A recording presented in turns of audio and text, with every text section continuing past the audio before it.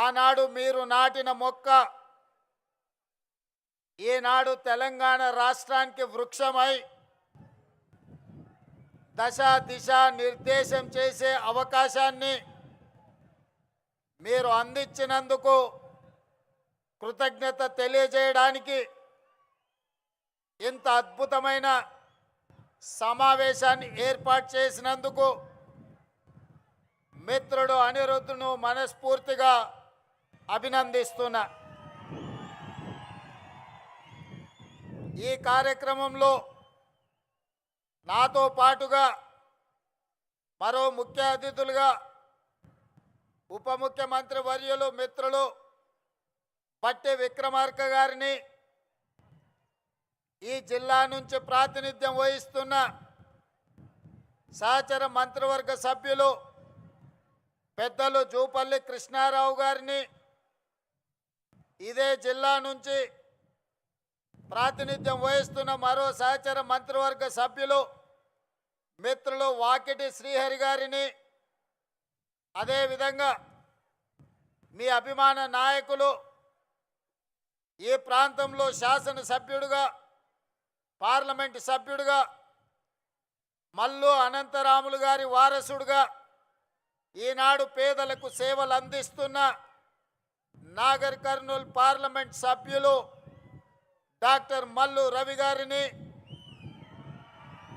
అదేవిధంగా మాజీ పార్లమెంట్ సభ్యులు ప్రభుత్వ సలహాదారులు పెద్దలు జితేందర్ రెడ్డి గారిని, అదేవిధంగా రాజ్యసభ సభ్యులు మిత్రులు వేం నరేందర్ రెడ్డి గారిని, అదేవిధంగా దేవరకద్ర శాసనసభ్యులు మిత్రులు మధుసూదన్ రెడ్డి గారిని, కల్వకుర్తి శాసనసభ్యులు మిత్రులు కసిరెడ్డి నారాయణ రెడ్డి గారిని, షాద్నగర్ శాసనసభ్యులు ఈర్లపల్లి శంకర్ గారిని, నా సొంత గ్రామానికి శాసనసభ్యులైన అచ్చంపేట శాసనసభ్యులు డాక్టర్ వంశీ కృష్ణ గారిని, అదేవిధంగా వనపర్తి శాసనసభ్యులు మేఘారెడ్డి గారిని, పరిగి శాసనసభ్యులు రామ్మోహన్ రెడ్డి గారిని, జూబ్లీ హిల్స్ శాసనసభ్యులు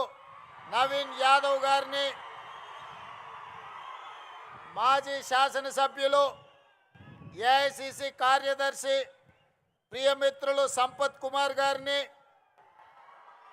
స్పోర్ట్స్ చైర్మన్ శివసేనారెడ్డి గారిని, మరో చైర్మన్ మాజీ ఉమ్మడి జిల్లా పార్టీ అధ్యక్షులు ఒబైదుల్లా కోత్వాల్ గారిని, మరో కార్పొరేషన్ చైర్పర్సన్ సరిత తిరుపతయ్య యాదవ్ గారిని, వివిధ కార్పొరేషన్లకు సంబంధించిన చైర్మన్లు, కాంగ్రెస్ పార్టీకి సంబంధించిన అందరి జిల్లా ఉమ్మడి జిల్లా సీనియర్ నాయకులు, జిల్లా కలెక్టర్లు, పోలీసు ఉన్నతాధికారులు, వివిధ శాఖలకు సంబంధించిన అధికారులతో పాటు నా ప్రాణ సమానులైన మెడ్జల్ మండల యొక్క సోదరీమణులు వేలాదిగా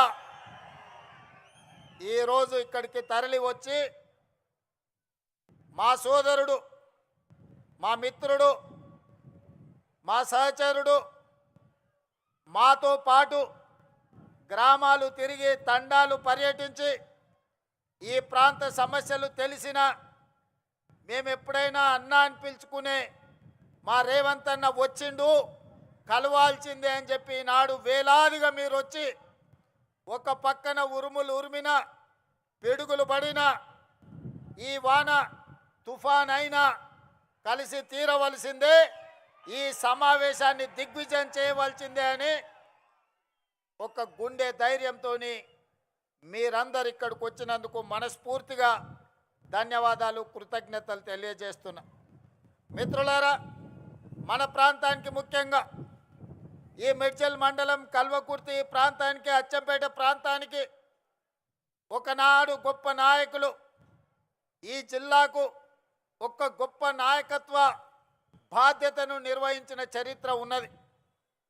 నిజాం సర్కార్ నుండి స్వతంత్రం వచ్చిన తర్వాత హైదరాబాద్ రాష్ట్రానికి మొట్టమొదటి ముఖ్యమంత్రిగా మన జిల్లా బిడ్డ బూరుగుల రామకృష్ణారావు గారు మొదటి ముఖ్యమంత్రిగా మన జిల్లాకే అవకాశం వచ్చింది. వారే కాదు, చిన్న వయసులో దక్షిణ భారతదేశం నుంచే తన వాగ్దాటి పటిమ, తనకున్న అపారమైన జ్ఞానాన్ని పార్లమెంటరీ వ్యవస్థలో ప్రజా సమస్యల మీద స్పందించి దక్షిణ భారతదేశం నుంచే ఉత్తమ పార్లమెంటేరియన్గా అతి చిన్న వయసులో గౌరవించబడ్డ కీర్తిశేషులు జైపాల్ రెడ్డి గారు ఈ ప్రాంతం నుంచే ప్రాతినిధ్యం వహించారు. ఆ జైపాల్ రెడ్డి గారిని రాజకీయాల్లోకి రావాలి, శాసనసభ్యుడిగా పార్లమెంట్ సభ్యుడిగా రాణించాలి, రాష్ట్ర కేంద్ర ప్రభుత్వాలలో ప్రతిపక్షంలో రాణించాలి అని ఆయనకు తోడుండి రాజకీయంగా జైపాల్ రెడ్డి గారి ఎదుగుదలను తన చేతుల మీదుగా నడిపించిన ధ్యాప గోపాల్ రెడ్డి గారు మన మండల వాసి, గుడియాన్పల్లి వాసి.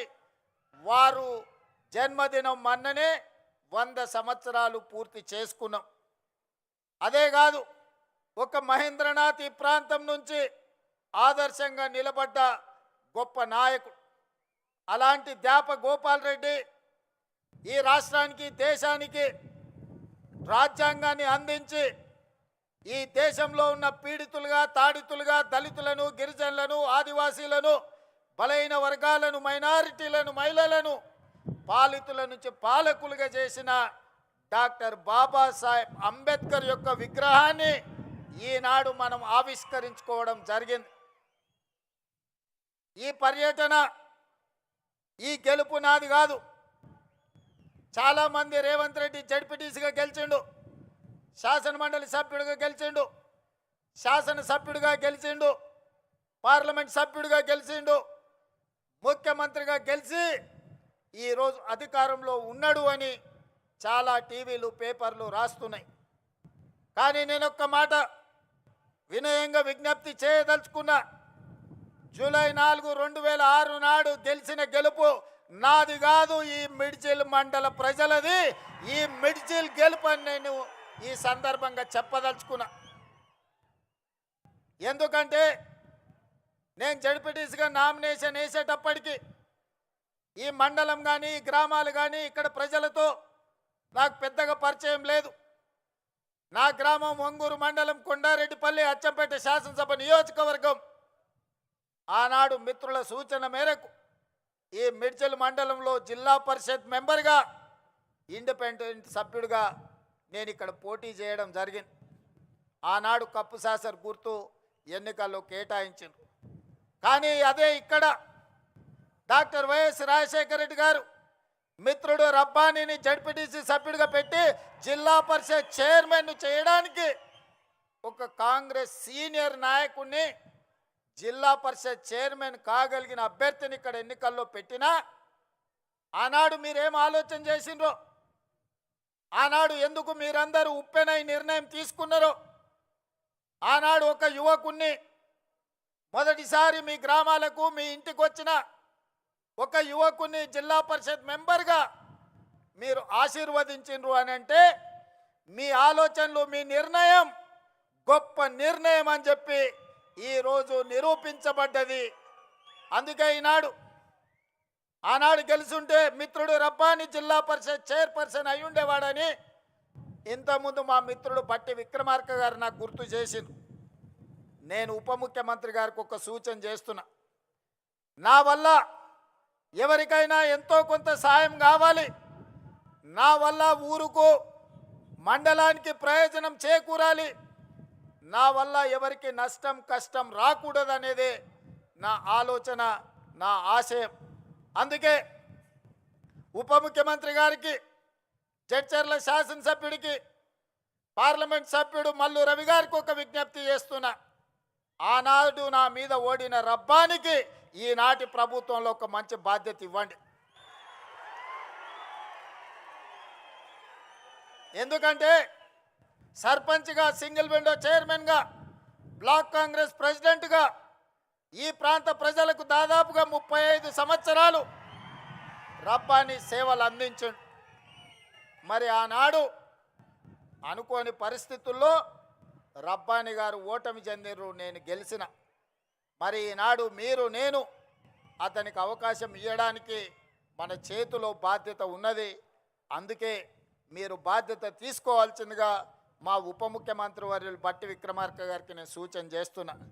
అదేవిధంగా మిత్రులారా, ఆనాడు జడ్పీటీసీగా నాతో పాటు పనిచేసిన ఎంపీటీసీలు, సర్పంచులు వాగులు దాటడానికి వాగుల్లో ఇసుక దొంగలిస్తుంటే వాగులు దాటేటప్పుడు మనుషులు కొట్టుకుపోయి చచ్చిపోయినారు.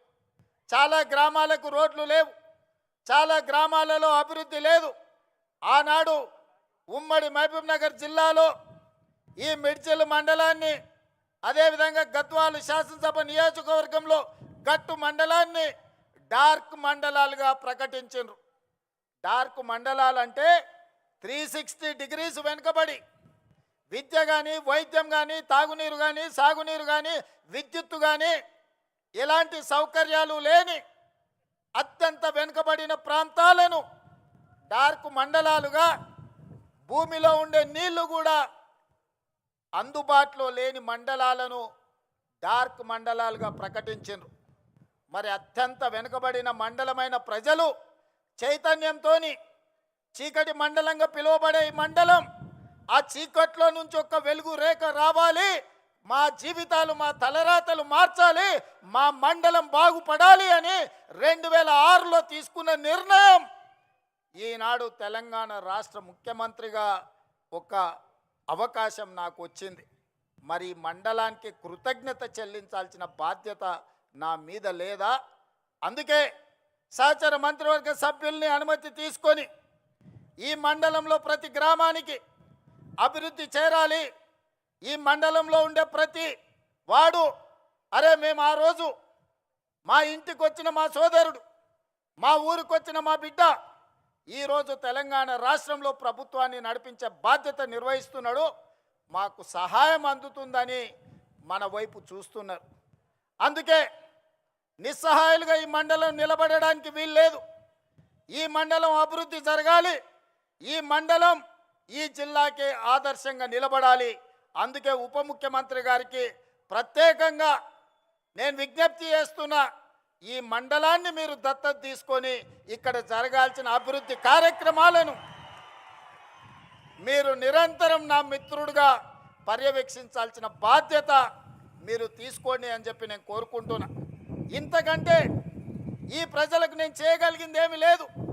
నాకు బాధ్యత వచ్చి ఉండొచ్చు, నేను ఎమ్మెల్సీ అయి ఉండొచ్చు, 2 సార్లు ఎమ్మెల్యే అయి ఉండొచ్చు, ఒకసారి పార్లమెంట్ సభ్యుడు అయి ఉండొచ్చు, Congress party working president, Congress party president. ఈనాడు మీ అందరి సహకారంతో తెలంగాణ రాష్ట్ర ముఖ్యమంత్రిగా బాధ్యతలు నిర్వహిస్తున్నా. ఇంతకంటే ఈ రాష్ట్రంలో కాంగ్రెస్ పార్టీ దగ్గర, తెలంగాణ ప్రజల దగ్గర నాకు అవకాశం ఇవ్వడానికి, నాతో పనులు చేయించడానికి వాళ్ళ దగ్గర ఇంకా ఏమీ లేదు ఇవ్వడానికి. వాళ్ళు ఉన్నదంతా సర్వం నాకు ఇచ్చిండ్రు, ఇవాళ నన్ను పెంచి పోషించిండ్రు. అందుకే ఆనాడు మొక్క నాటిన ఈ మండలానికి మిడ్జిల్ని తీర్చిదిద్దాల్సిన బాధ్యత నా మీద ఉన్నది. వీళ్ళ సోదరుడుగా ఈ మండలాన్ని అభివృద్ధి పదం వైపు నడిపించాల్సిన, అభివృద్ధి చెందిన మండలంగా, ఇది డార్క్ మండలం కాదు. ఈ ప్రాంత ప్రజలకి వెలుగు రేఖలు వచ్చినాయి, ఈ ప్రాంతం అభివృద్ధి చెందింది అని చెప్పి ప్రభుత్వ లెక్కలలో తేలాలి. దానికి మీ వంతు సహకారం కావాలి అని చెప్పి మిత్రుడు బట్టి విక్రమార్క గారికి నేను విజ్ఞప్తి చేస్తున్నా. మిత్రులారా, మీరు ఆలోచన చేయండి.